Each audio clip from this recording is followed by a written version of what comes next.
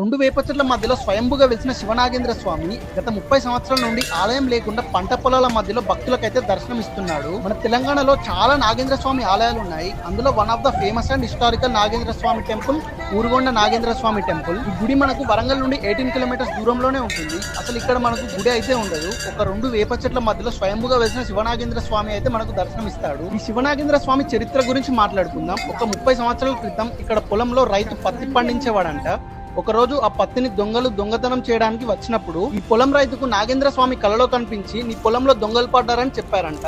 ఇంకా స్వామివారు నాకు గుడి ఏం కట్టద్దు, ఈ రెండు వేప చెట్ల మధ్యలోనే నేను భక్తులకైతే దర్శనం ఇస్తాను అని చెప్పాడంట. అంతేకాకుండా ఇక్కడికి వచ్చి స్వామివారికి 5 వారాల పాటు మొక్కి వేప చెట్టుకు దస్తి ముడుపు కడితే కోరిక వెంటనే తీరుతుందని ఇక్కడ భక్తులు అయితే నమ్ముతూ ఉంటారు. ప్రతి మంగళవారం మరియు శుక్రవారం ఇక్కడికి చాలా మంది భక్తులు అయితే వస్తూ ఉంటారు. ఇంకా ఇక్కడ కోరికలు నెరవేరితే గుండు కూడా చేపించుకుంటారు. నాకైతే చాలా మంచిగా అనిపిస్తుంది ఈ గుడికి వచ్చి.